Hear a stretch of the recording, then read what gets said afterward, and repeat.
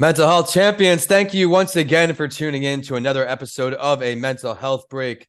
Vincent A. Lancy here, and I am excited to deliver this episode because of the value we have Sheff, Sterling Sheffield, bringing to the show. It's great to see you today, Sheff. Hey, how you doing, Vince? How you doing, Vince? I appreciate you having me on the show, man. For I, real. I appreciate you coming on. We have a very, very exclusive interview for you all today, something we have not touched on a lot today. For those of you who are going to look into him today, he played professional football and really worked his way up from the bottom. He faced a ton of adversity growing up in high school, going into college, but found ways to stay mentally healthy, stay positive, and believing in himself to get to that next level. A little preview on that football journey, I learned from behind the scenes. He ended up going from private to public school where he had to switch positions because they did not want a black quarterback. How did this affect his mental health? How did he stay level headed? We're going to find out all of that and more. Even heading into college, he started out fourth string on the depth chart, and then 2 months in, he became the starter. Obviously, we think physical health when we think of athletics, all the things that go involved on that side of things, but the mental health journey is a whole new ball game. He's here today with the courage to share his story on how he not only became a starter, but fulfilled his dreams by getting into the league, playing in the NFL, and now how he's making a difference post NFL. So we're going to dive right into this today, Sheff. Thanks again for coming on. But would you please share your mental health journey from any point you feel comfortable starting? At Tampa Counseling and Wellness, we want to remind you that it's okay to not be okay. Reaching out for support and asking for a little extra help can be overwhelming, but everyone deserves a safe space to heal. We're so honored to be that space for Florida residents. If you want to learn more about our services or you'd like to set up a free consultation with one of our clinicians, you can call or text us at 813-520-2807. We're looking forward to growing with you. Yeah, no problem, brother. I appreciate you giving a little preview. When I was in high school, I was at this place called Paul Six High School. It's a Catholic school. The one thing is, which is kind of like the thing that ruined a lot of things in my life, but not even really ruined, but made me realize how important grades are, right? I didn't have the best grades in high school. Part of the reason why I went from one private school to a public school is because my parents didn't want to spend money for me to be not failing, but close to failing classes, right? While I could just go to the public school where they actually pay taxes at. So I was quarterback my freshman and sophomore year at Paul Six, and I did really well. I was projected to be starting quarterback that following year. Didn't have the grades, right? I was immature. We were actually, it was funny. They had iPads for all the freshmen, right, in the classroom. And you can't get a 13, 14-year-old an iPad and not expect them not to play Temple Run 2 in the middle of class, right? Remember that game. Wow. you know, so I ended up not really paying attention, not really having good enough grades, ended up transferring over to my home public school. And it was like, first off, I want to let you know, like, there's a lot of great people. I have a lot of lifelong friends there, but at the same time, like, it was a predominantly white culture, white town, and it was a lot of people who had a lot of money there, to be honest. And there was, when I first came into camp, it was like a competition for quarterback. Even though I was the best quarterback, I was also a really, really good athlete as well. And so I noticed, my dad noticed that there was actually a forum saying that there wasn't that they didn't want to have a black quarterback in that predominantly white town. And that kind of hurt, I'll be honest, because I've been working with quarterback. I've been training since I was like 11 years old at that point. So it was like 4 or 5 years training on quarterback. Went to quarterback camps, college camps. I was training with Dwayne Haskins for a lot of that time, and I was just working. I was doing really well. Actually, it was pretty funny. I went to a West Virginia camp, and this was like right after Geno Smith was Oh, quarterback. wow. I did really well in the camp. The offensive coordinator, Shannon Dawson, came up to me. He was like, at that time, he was like, Sterling, you remind me a lot about how Geno Smith was when he first came in. Continue to keep working, continue to keep grinding. So it's kind of hard, but it was something that I knew that I wanted to do. But like mentally, when I had to go through that, I had to persevere. So I turned all of that aggression into passion for the game. right? Working hard, making sure that even though I'm not going to be playing quarterback, I have to do really, really well at receiver at all the other positions that they had me playing because I was a very versatile athlete. And so ended up doing really well and ended up getting my eventually getting all state, and it was like one of the top 100 players in Jersey, which is great and all, but one of the things is that let's go back to my grades. My grades still weren't good. Yeah, they weren't as bad as the private school, but they weren't that much better at the public school. I actually had to take a whole bunch of summer classes. I had to relinquish a lot of the summer that all my friends were going to the beach, partying, and all that. I had to spend that working on my geometry because I almost failed honors geometry when I was a freshman, right? And it actually put me into perspective, right? And that made me realize that, look, the more that I work, the better that I'll be than the rest of the competition that I have, right? And ended up figuring it out. I ended up getting one offer going into high school. I'm not going to my senior year of high school. I actually, it's funny. I tore my meniscus and I dislocated my patella, my patella in the first scrimmage and the second game of the season. And I only had one offer and it was like I was about to go ahead and commit, but God told me to keep going, right? Actually, the doctor told me that he might, like, I would have had to sit up the entire year. My dad said, no, we're going to continue to have me work. Did well, went through the whole season, like I said, getting all state. And I ended up getting that offer from the University of Maine after the season, right? Went up there, committed, did all that. It was a great time. But it was actually, that commitment week was actually pretty weird because it was a February. Geez, that was a long time ago. That was like 8 years ago. I'm old, but like it was February, like 7, 8 years ago. The first week of February, it was when the Seahawks lost on the final play because they didn't run the ball with Marshawn Lynch, and they passed it with Russell Wilson. It was that week, and so that Sunday, right after the game, one of my cousins passed away, right, and he ended up getting a heart attack right in the middle of the right at the end of the game, and that was it was definitely heart-wrenching because he was a character, but he was like somebody I liked, right? And then in the middle of the week, ended up signing, and then that following Sunday, my great grandmother ended up passing away at 104 years old. So it was literally an up and down kind of week. But the most important thing that I realized is that no matter what happens in life, you need to stay composed, right? It's kind of like, if you ever seen like a hurricane, you see palm trees blowing in the wind, right? They look like they're about to bend and break, but they never break because they're composed through the storm, right? And so that's the same thing that I realized I needed to have. So when I went to the University of Maine, I had to be composed during a storm. Like you said, I was fourth string on the depth chart. I was a freshman, true freshman. So I was 18 years old, wasn't wet behind the ears. Like I was just working, right? And I remember I saw that I was fourth on the depth chart. I texted my dad. I showed him the picture of me being fourth on the depth chart. He was like, Sterling, the one difference between them and you is that you're going to outwork anybody that you have there. And so worked. Eventually, was second string at Boston College, and which was, I had a good game against Boston College. Like my first collegiate game at Boston College was a great game. Then a couple games in, ended up starting, and on my first game, I had an interception, and from there, I continued to play.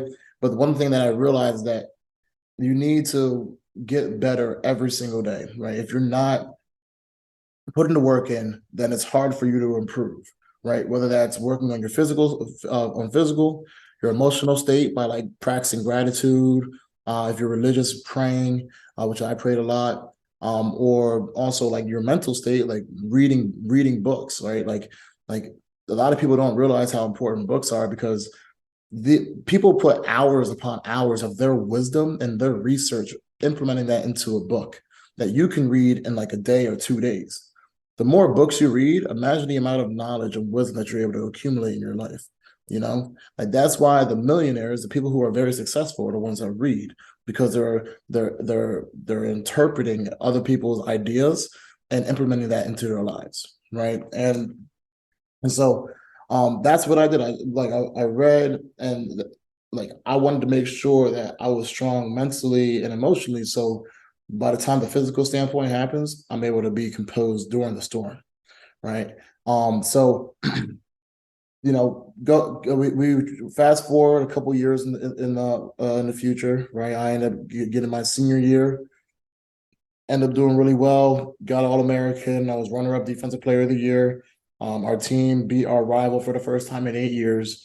I'm not saying any of this to brag or anything like that, but it's just like we had our first home playoff game at the University of Maine, in over 100 years, right? We had, and also we made it to the semifinals, right? And we ended up losing in the semifinals.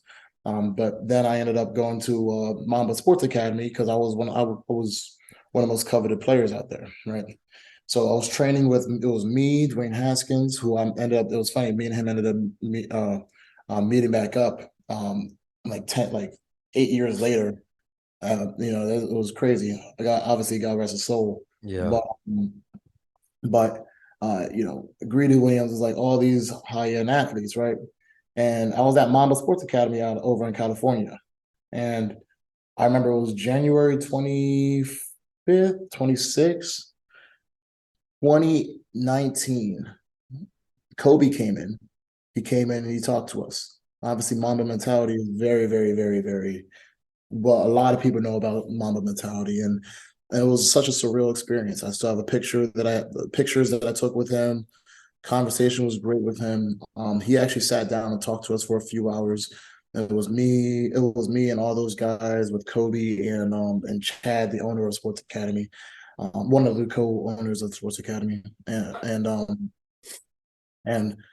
it was a very intriguing conversation.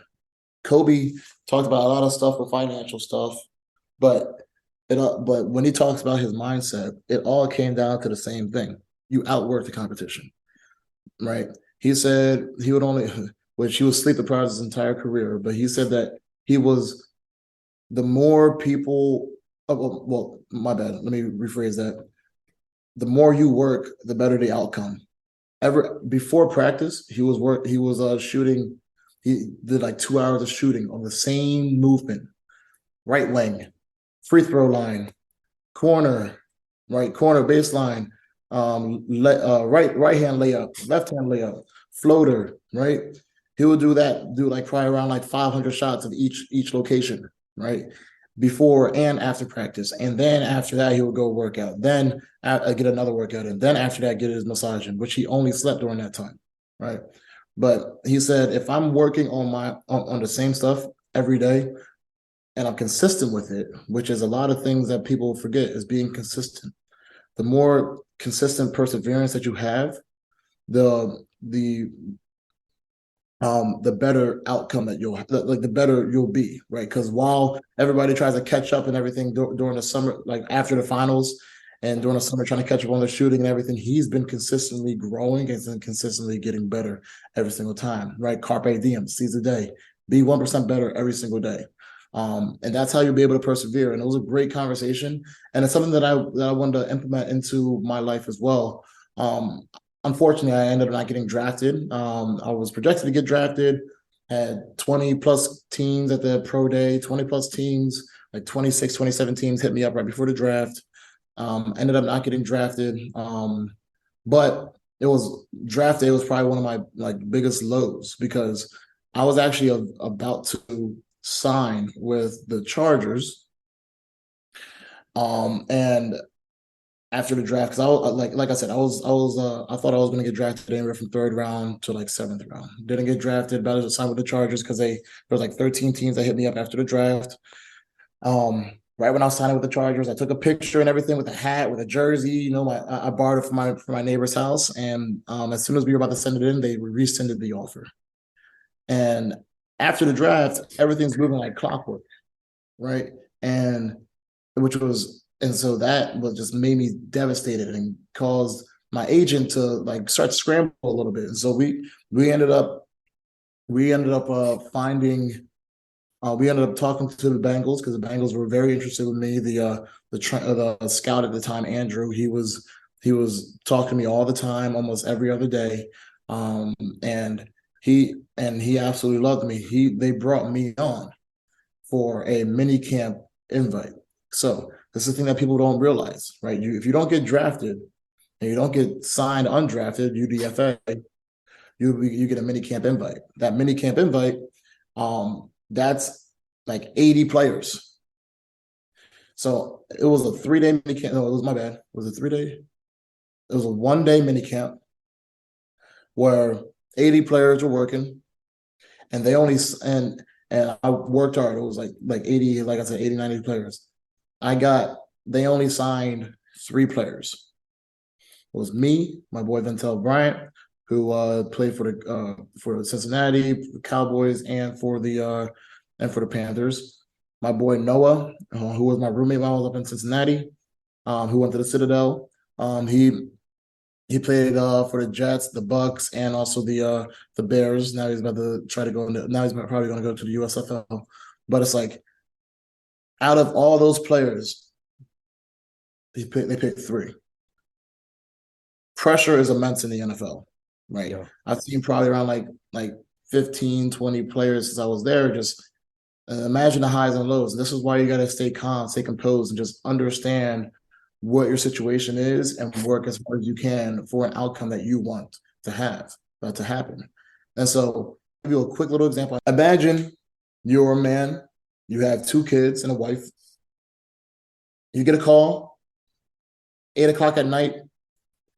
Hey, Vince, we want you to come out here we want you to come out and come on the team. We're gonna have you go through a little workout, but either way, we want you to sign you onto the team, right? That morning, wake up around 7:00. You get a flight over to Cincinnati or whatever. I don't know, Tampa Bay, who knows, right? Get a flight, go into the facility. Well, you land, they pick you up. You have your own personal driver drive you over to the stadium, and you get into the facility. They give you a quick tour of the facility. You look at everything, know exactly where everything is, right? Then they sit you down. They show your locker. They sit you down in another room. They have you sign a contract. You sign your contract, X, Y, and Z, right? You're happy. You're like, oh man, let's go. I finally made it onto the NFL team, NFL roster. I'm doing really well, right? Here, let me go now. Then you have to go get a lift in with the team, so it's even better. Like, wow, not only do I have to sign a contract, but I'm actually like getting a lift in with all these guys that I see on TV, X, Y, and Z, right? Then you end up going to meetings, right? You learn, you watch film, they critique X, Y, and Z. You go through a practice, right? You end up going through practice. Probably won't get that many reps, but you're going through an NFL practice, right? You've been working since you were, so in some aspects, since you were 5 years old for this one opportunity that you get 15 to 18 years later on down the road, right? And after practice, coach calls into the office. Hey, Vince, you did good out there, but we're gonna have to let you go. And you got there at 8:00, and they're telling you that around like 1:30, 2:00. How'd that make you feel? So like, people don't understand. A lot of people don't understand like the kind of mental grind you have. Like, when I was in the league, I was every time I wake up, go in there before I even go and grab breakfast, because they serve us breakfast. I would check my locker to make sure my name was still in the locker, right? You got to be able to handle pressure, right? And like I said, it all comes down to the same thing. You got to outwork, and you got to stay composed through the storm. So it's so many great points. I've got a ton of notes I've been typing up for when this episode goes live. Turning aggression into passion for the game. One door may close, but that doesn't mean the door is completely shut. You found another way to keep going. I think that's very important. The mental grind in professional sports, you touched on many areas there, where I love the quote you gave. No matter what happens in life, you need to stay composed. And I agree with that so much. Obviously, the Mamba mentality. I'm big into the consistency as well. Just showing up every day, pushing myself, not worrying about the outside noise, just sticking to the plan, sticking to the script, being flexible, but still got my eyes on the prize. A point I want to touch on quick here is you mentioned how the grades were a big thing. This came up with me recently somewhere else, where the academic system may be broken as a whole, where we're going over classwork and courses that are wearing kids down, mentally fatigued. Now, even these AP courses kids are taking 10 hours of homework a night. You're taking geometry where I can speak for myself. I have not used the high school type of math once in my life. Do you think that maybe kids should have a better idea of things they want to take in class, things that interest them so they can excel at those things? I mean, for me, at least, if I like something, I'm probably going to put more effort towards that. I'm probably going to study a little harder. I'm going to want to learn more about it rather than these courses that wear kids down and potentially alter someone's future because it's not fitting their definition of academic intelligence. Right.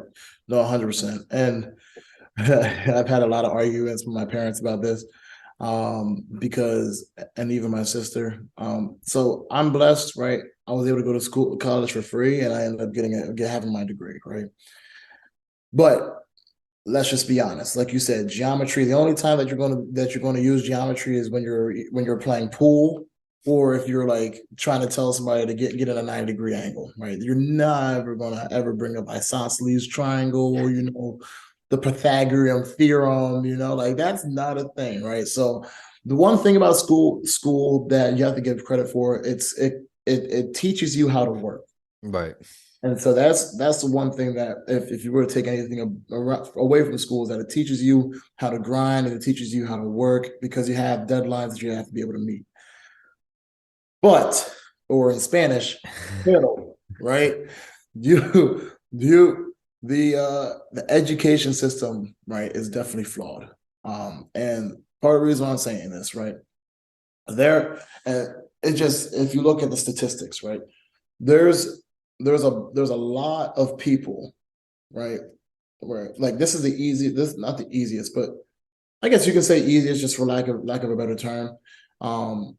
Easiest way to become a successful person, right? Where you're making six figures, where you're making millions of dollars, right? Because you have a lot of different avenues, right? So the one thing that they don't teach in that, like, frankly, I was never taught, if I didn't have my dad with me, I probably wouldn't have been taught this, because I wasn't even taught this in college. Financial literacy. There's not an actual financial literacy course. So if you, as a school system, want to help provide information that's beneficial for a young person's life to carry on and move on, right? You would think one of the major things is financial independence, financial literacy. But that, unfortunately, that's not the case, right? Instead, right, like you said, you go over art, because and it's all different kind of classes that really don't pertain to really what you want to be able to find, right? But they throw you into that. Now, this is not a popular opinion, but kind of like read this, watched this, etc. If you think about this, how can someone become a millionaire, first off, without financial literacy, if the people that are teaching financial literacy are not even making half of $100,000, like not even making $50,000?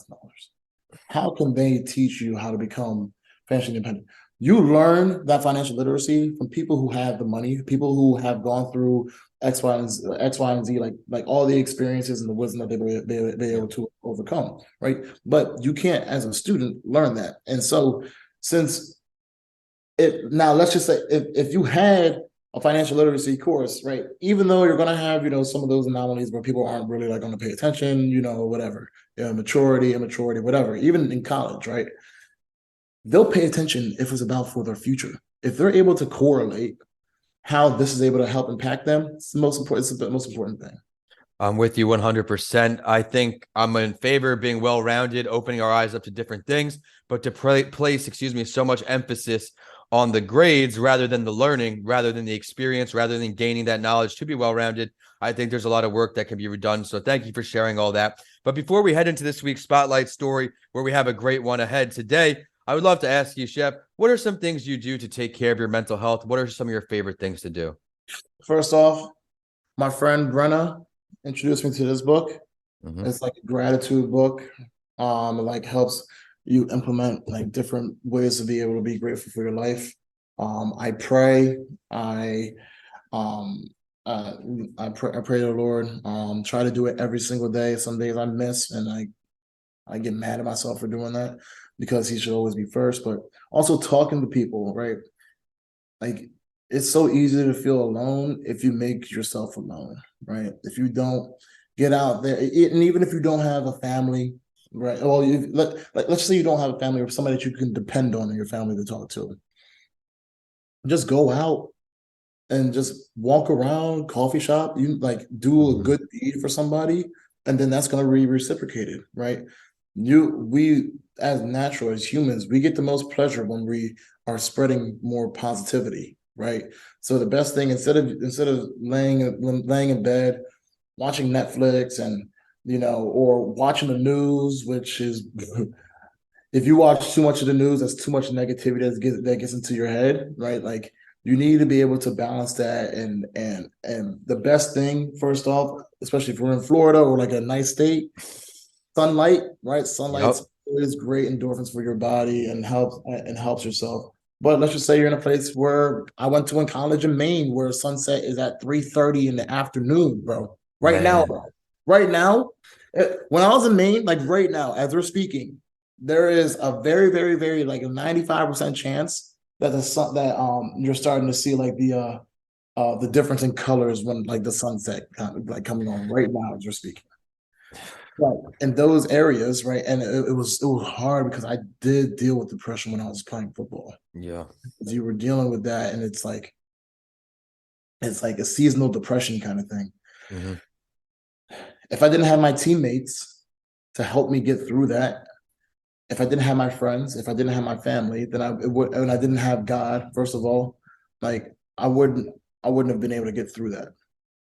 But like those are like the kind of like things that I like to do to try to make sure that, like, first off, if you need to be able to be grateful for what you have, because there's somebody over in Africa and Thailand and China and South America and Haiti that are just like that do not have a roof that's over their head, and they have like a straw. Like, if you ever seen India is one of the most overpopulated countries out there, where people are literally laying next to each other, sleeping on top of each other with like a straw roof over top of them, just for them to be able to live the next day. And they're not getting food. They have to fight for food. Like, we don't understand how blessed we are. We're in the position that we're at. So it's like, be grateful just for you being alive, just for you being able to wake up and look around and not be blind, and just for you to be able to walk around, potentially if you aren't paralyzed. Like, these are things that people would die for, but we have the opportunity, if you are in that kind of state,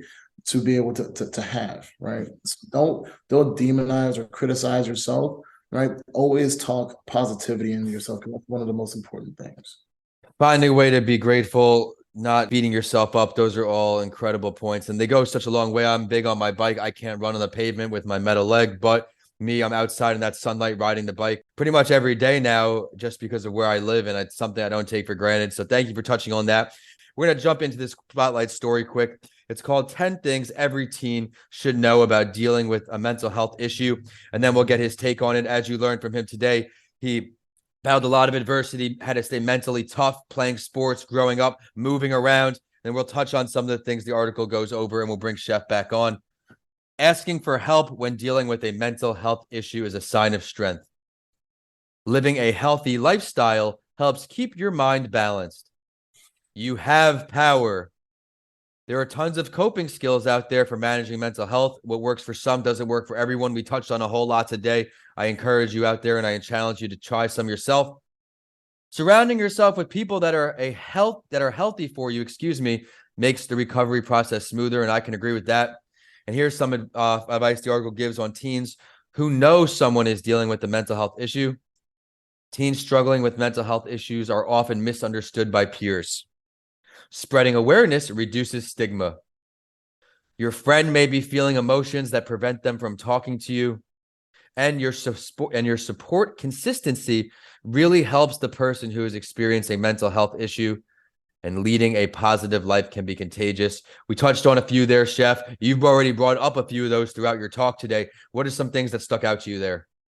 kind of like you have power, right? You have power for that stuck out the most for me because like we don't understand how much power that we have as human beings, right? We are like I said earlier, like we are blessed for the opportunities that we have on a daily basis and being able to covet that and understand that you have the power to do if you woke up and if you were able to wake up this morning, put your feet on the floor and rise and look outside and or just like you don't understand how powerful that is, right? We all have the opportunity to change somebody's life. Yep. And if we can change somebody's life, or if we can help people, like that's the most important thing. And that's part of the reason why I got into personal training, because like I wanted to be able to help people's lives. I wanted to be able to make an impact. And I read it from this one book. It was called The Go-Giver.